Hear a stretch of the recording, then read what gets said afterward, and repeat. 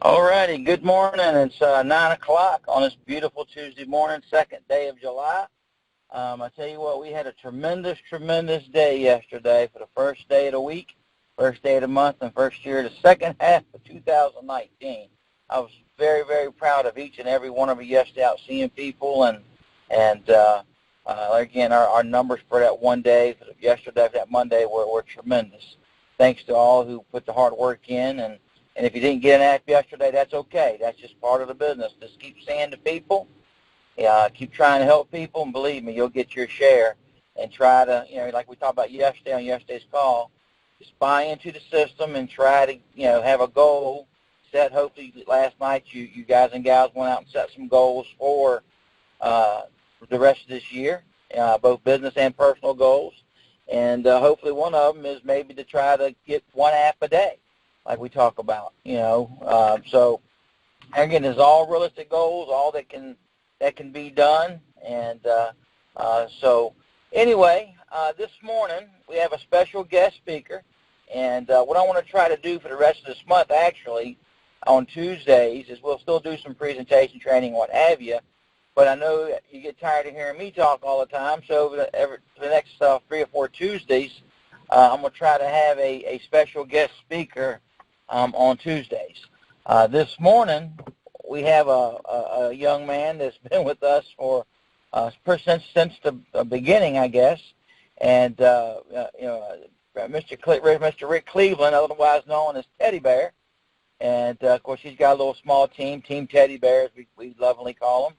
And Rick Cleveland has been in sales a good portion of his work life, and of course he's been doing final expense. I don't know how long for sure, but I know he's been doing it for a few years now, because I've known him about 4, and he's been in it ever since I've met him.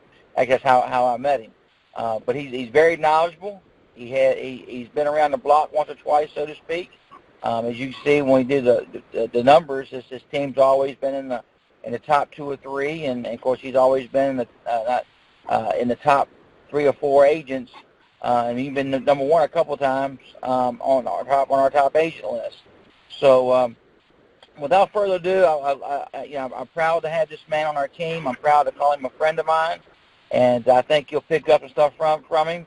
He's going to talk a little bit this morning, and then, of course, if you have any questions or you'd like to answer, at the end, you hit *6 and ask away, put on group me, and we'll ask him for you.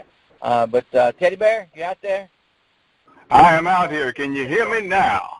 Yes, we can hear you. The floor is yours, my man.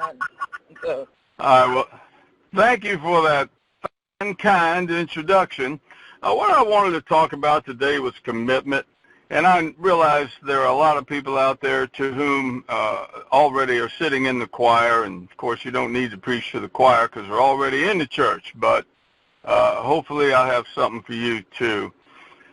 If you're not committed to this business, and I know there are a few people out there, you're sitting by the side of the pool, you got your toes in the water, but you're just kind of dangling and you're dabbling with this to see if it'll work for you.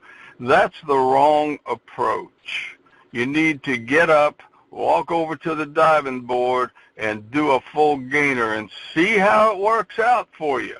You got to try it. And in order to find out if this will work for you, you have to be fully committed. You can't buy 10 leads this week and you go work them and you see how you do, and then a couple weeks later you come back, you get 10 more, and you're going to try that. You'll never find out that way if this is for you. You'll never find out if you're going to be successful at it.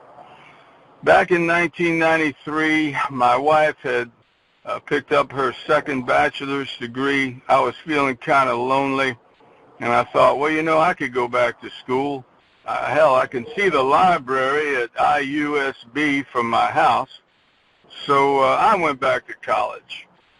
And among my courses the first semester was computer programming and also a speech course. Now, I wanted to major in computer science. Boy, it's 1993, and as Ross Perot would say, computer science is an industry of the future. Okay, so, and I believe that with the right attitude, I can learn anything. Well, I was wrong, because I got a C in computer programming, and I had no idea what they were talking about the entire semester. By contrast, I got straight A's in the speech class. I was, and every class elected someone from their class to go to the semester speech finals. My class elected me. I went to the speech finals, and I won the speech finals. So, what should I major in? Oh, this is so difficult. Let's see, I got a C in computer programming. No, so my point is, sometimes, and pretty much it's true for everyone in life, if you don't know what it is you're good at, and the old saying is, figure out what you like and then figure out how to make a living at it. But if you don't know what it is, you have to fail at some things to find out what it is you're good at. So I went on to major in speech communication, graduated 2 years later, 4.0 in my major, 3.78 overall. Wasn't a tough thing for me to figure out. But in sales, and I come from the car business, I sold cars, I was sales manager, I was assistant GM at an RV and manufactured housing dealership. So sales is very natural to me, and I'm a true salesman. When I pick up an application or two or three, I am 100% exhilarated. It is exhilarating to me. I feel like I've just stepped on the top of Mount Everest. I can conquer the world. Nothing can stop me. Life is wonderful. Life is good. And it is. It's all true. But back in the car business, we used to say that 20% of the sales force sold 80% of the product. And that was true. You had a few guys up at the top selling 20 to 30 cars a month, and then you'd have some guys selling 4 to 5. Well, the guys selling 4 to 5 didn't last very long, and in the years I spent in the car business, I saw hundreds of people come in and out of those doors. They'd have cattle calls, hire as many people as they could, and most of them didn't stick. So what's the worst that can happen if you commit to this business? What's the worst that can happen to you if you get on a recurring lead order, if you commit 100%, if you learn the presentation 100%, if you know what you're doing, you know how to do it, and you start getting those leads, what's the worst that can happen? Oh, my God, I owe $500 on my credit card, and the next week, $750. 4 weeks down, oh, God, I owe $1,000. That's chump change, folks. It's chump change compared to what you will make in this business. If this business is for you, it may not be for you. If it isn't, wouldn't you rather commit to it fully and find out, you know what? I wasn't meant to be a computer programmer. I'm no good at this. That's a blessing. Now you can go and find what it is you're good at. I believe everybody can be really good at something. Maybe you should be a diesel mechanic. Maybe you should be a carpenter. Maybe you like working with your hands. I have a great nephew.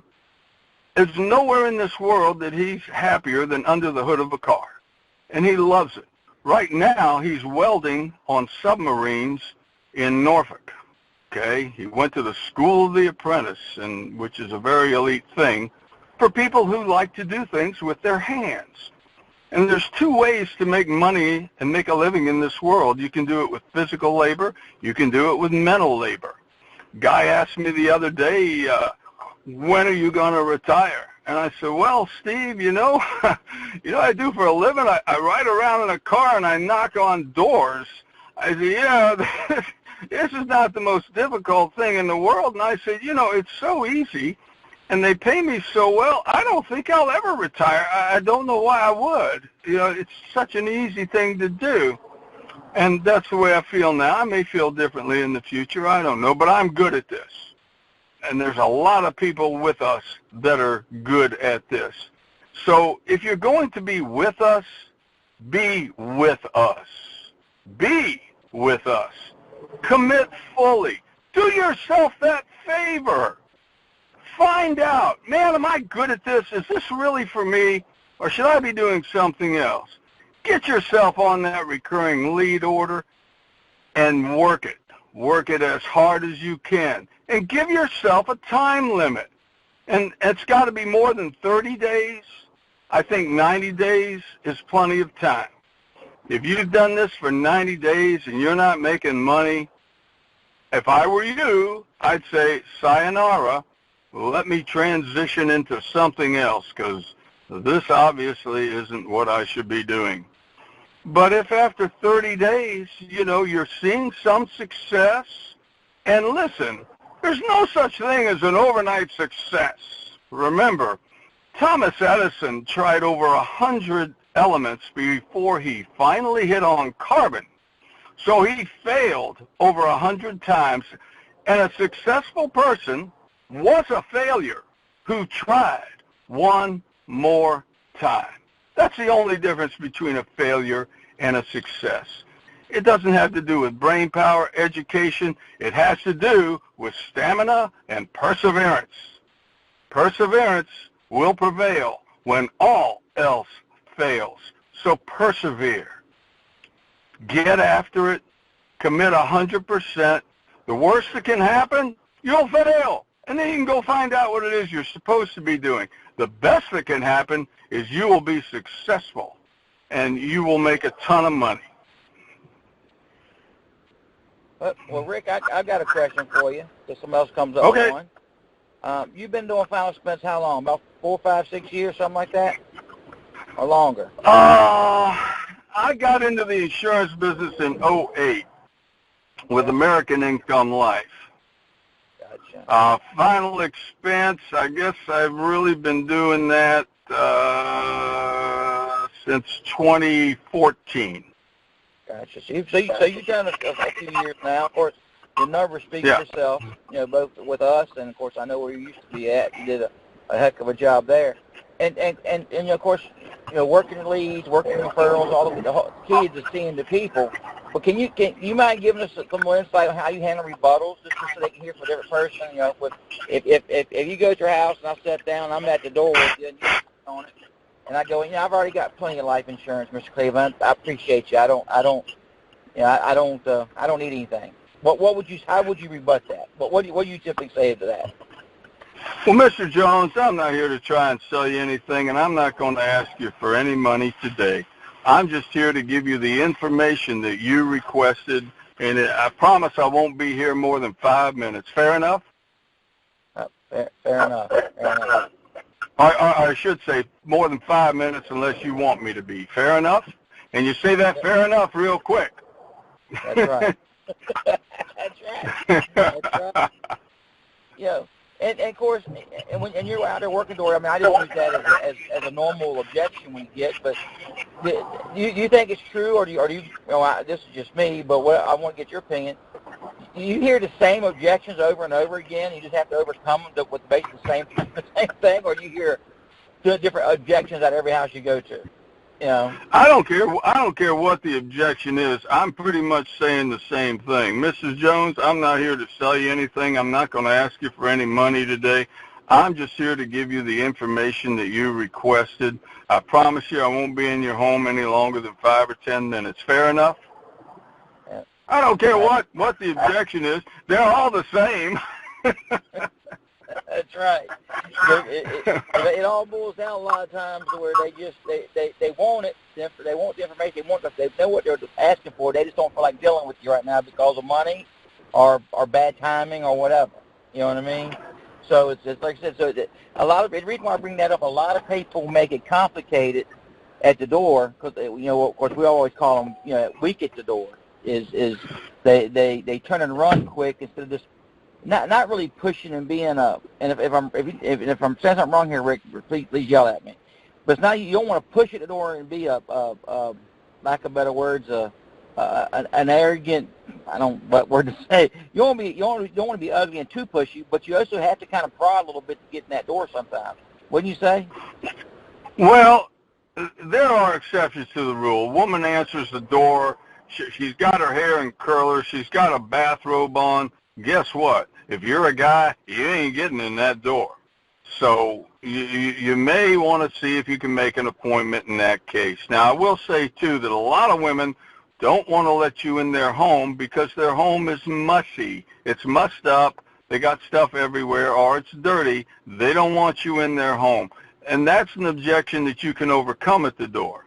Well, you'll have to excuse the mess. Oh, man, believe me, I've been in homes that should have been condemned. And I have. I've looked around and said, my God, what is holding this house up? So that's a different scenario, too. And I think you can get past the dirty house and get in the door. But like I say, curlers and a bathrobe, woman not dressed, I know I'm not getting, and 9 times out of 10, I'm not getting in that house. Gotcha. And of course, you try to set an appointment. When you set an appointment, how many days you try to set an appointment out? Like for that afternoon, next day, next week? When you set appointments in that situation, what do you try to do? How quick do you try to get back in that door? Well, ASAP. If it's in the morning, I want to get back in the afternoon. If it's in the afternoon, can I come back in a couple hours? And I'll tell you, there's nothing I hate more than setting an appointment, because 9 times out of 10, they're just trying to get rid of me. I come back to that appointment, and they're not there, and I'll tell you, I'm ready to pull out a gun and shoot somebody. It just drives me crazy. So I try not to make appointments. I try to avoid them at all costs, because it doesn't do my psyche any good at all. Gotcha. And but yeah, to answer your question, I'm going to get back there that day, that evening, or the next morning, and I hate the next day because I just know they're not going to be there.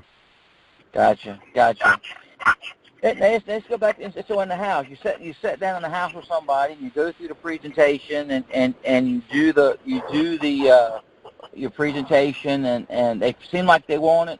But when you get to the end, they go, well, Mr. Cleveland, I think I need to think about this a little bit. We get that. Well, what do you think about that? Well, there's a couple rebuttals there. Number one, of course, you agree with them, and well, you're absolutely right. You should think about this. Now, let me see here, Bill. You're 72 years old, right? Yeah, that's right. And so you've been thinking about this for 72 years, right? Still haven't done anything. Is that right? Yeah. Well, what makes you think if I leave here without you doing something today that you're going to do anything tomorrow? And I'll tell them, you're not. You're not. You know why? Because life will take over. Life is going to sweep you up and keep you busy, keep you too busy to follow through on this, just like it has for 72 years. My life's going to sweep me up. I'm not going to call you back because I'm too busy seeing other people. And there you go, and then a few years down the road, maybe you die, no insurance. Here come your loved ones passing the hat at your funeral, cussing you because you didn't leave any money for them to put you in the ground. So what happens? They're going to cremate you, or the state will cremate you. There will be no visitation. They'll put your ashes in a potter's grave somewhere, and that'll be that. Is that what you want? Get tough with people. Don't be afraid to tell them, look, this is what you're looking at down the road. If you don't do something, this is the way it's going to be. I was at a woman's house in Roanoke, and she had a relative who had a dead relative in a funeral home. And she was sitting across from the funeral director. Funeral director says, well, do you have any insurance? No. Do you have any money? No. You want to sign a contract? No. And she was told, quote unquote, get your uncle out of here. How would you like that scenario to fall on your loved ones, Mr. Jones? Get your uncle out of here. And that's what, people think funeral homes, and I'm glad you brought that point up. A lot of people think funeral homes are real nice and this and that, but they're nice. And I know there's some good funeral homes out there.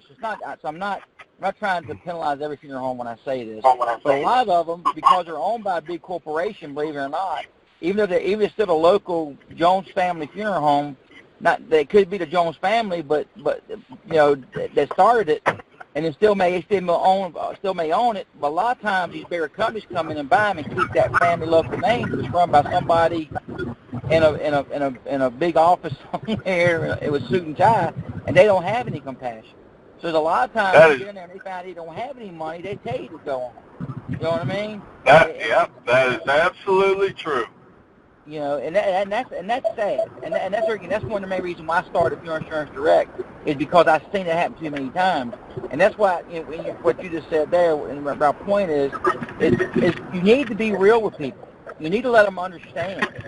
And there again, if they can only afford $25 a month, don't put them in something $50 a month. Get them something for $25, so that way something can be done to take care of their body when they pass. You know what I mean? To have some dignity and take the pressure off their family. You know what I mean? That's why getting that budget is so important. And so it's just like you said, tell them, be blunt, be polite, but be blunt, but be real with them. Correct? Did I say that the right way? You know? That's exactly right. You know, we're not, as David Yazbek taught me to say, Mr. Jones, two things are certain. You're going to die. Somebody's got to pay for it. That's right. That's it. You're going to die. I'm going to die. We're all going to die, and somebody's got to pay for it. That's correct. So who's going to be it? That's right. And I will say and it's up to us as individuals to try to take that burden off our family if we can. That's our personal responsibility. And I think most people want to do that. Most people, want to do that if they can. You know, I got a question for you, real quick. We're getting close to 30 minutes, but this is something that comes up all the time, and I spoke about this not long ago. But if you walk into my house and I tell you, Mr. Cleveland, I want some insurance, but you know what? I need $50,000. Would you quote me 50, or what would you do? How would you handle that situation? Well, I appreciate you wanting that $50,000. Can I ask you why you want that much insurance? Oh, I just need to leave. I just want to leave some money to somebody, to my son. I want to make sure I leave him plenty of money. Well, that's a wonderful desire to have, and I'm proud of you for wanting to do that. But what I deal in, my bailiwick, my atmosphere, is final expense insurance. And I'm here to take care of you. I want to make sure that you're taken care of so that when you pass away, your loved ones don't have to worry about a thing, that everything's taken care of. What if we, the average call, did you want to be buried or burned? Now, did you want to be buried or cremated, Mr. Buchanan? I like to be buried if possible. I don't want to be cremated. So I like to be Well, buried. That's not a problem. The average cost of an in-ground burial right now is around $8,000 to $10,000. If we were to look at, something around there, wouldn't that be a good starting point for you? Yeah, it would be. Cause I got to make sure I can afford it. I'm on a fixed income. Okay. So I can afford that. Yeah, So. yeah. Well, as long as we're on that subject, let me ask you this. In your worst month financially, I mean, your refrigerator goes out, you got to put a new roof on, the electric hot water heater dies. In your worst month financially, without taking any food off your table or changing your style of living, what amount of money once a month would you never miss? Well, I could probably be about $70 a month, $60, $70 a month. Okay, well, let's look at something in that price range, and judging on your age and your health, I'm sure you'll be able to get quite a bit of insurance. I think you'll probably be happily surprised. And then I'm going to work up 3 numbers for them, and I'm going to base it on 60 a month, not 70, because I want to make absolutely sure they can afford it. And then I'm just going to ask them point blank, Mr. Buchanan, you're retired, you're on Social Security. When do you get your money? When do you get your money? You get it on the 1st. Okay, well, let's see. Today is July the 2nd, so we're going to set up your first withdrawal for August the 1st. And I don't say okay. I'm telling them. I'm not asking them. We're going to set up your first withdrawal. If you have a checking account, and hopefully I already know this, you have a checking account, savings account, who do you bank with? We're going to set up your first withdrawal for August the 1st. I don't want any money today. Don't need any money. Okay. They're in. That's right. And then the reason why you do that, for those of you I don't know, is because a lot of people, especially on fixed income, and if you've been in the bank, on that, when they get their money on the 1st, the 3rd Wednesday, whatever it is, you go to the bank on those days, because people are pulling money out of their account. So if you put it on the same day that they get their money, the money hits their account at midnight. The insurance company's pulling it out somewhere around 1, 2 o'clock in the morning. So when they get to the bank that next morning, they can't pull that premium money out, which will help your NTO and help your persistency placement. My nephew is a bank manager at Hopewell and Prince George, and he told me on the 1st of every month, people are lined up around the block waiting for that bank to open so they can get that money out. If you let someone talk you in, believe me, I will close my book. If I can't take that money out when it's going in, I'm leaving. I'm not going to write the app. I'm not going to put myself through that frustration. Yeah, I get my money on the 1st, but don't take it out till the 2nd or 3rd, because, sometimes the government messes up. The government never messes up, folks. Right. Trust me. I've been on Social Security since 1966, and the 4th Wednesday of every month, it's there, it's there, it's there. It never fails. They're just trying to get into that bank and get their money out before you get in, and they're going to tell you, oh, I thought I left enough money in there to cover that. They didn't. They know they didn't. They don't care. If you don't get that money coming out when it goes in, close your book, take it away from them. Take it away. And they should, say, well, okay, you can take it out the 1st. That's right. If you don't, you're setting yourself up for a bunch of headaches. That's correct. And the key is, and that's where we always talk about being a professional, there's certain things that you have to do. You have to structure that deal properly, or structure them properly. And it's not that you're being pushy or arrogant, it's that you're actually protecting them. Because if you allow them to say, well, I get my money on the 1st, but take it out on like the 4th or 5th, because sometimes the government gets there later, this and that. It's never late. If it's on the 1st, if anything, it's going to be early. Because if the 1st falls on a Saturday or Sunday or a holiday, it's going to actually come in on the 30th or the 31st. You know what I mean? It'll come in that first business day before the weekend. So it's never late. What happens is they want, like you said, they want to pull that money out before that premium gets pulled out. And that's going to, and there again, where I say it's going to help them, why you're helping them when you say no, you just put it on the 1st and you get your money, is because if they miss that payment, they pass away, that policy's lapsed. Guess what? So everything we've done has been for nothing. Everything they try to do has been for nothing because they need that extra $50 to do whatever with.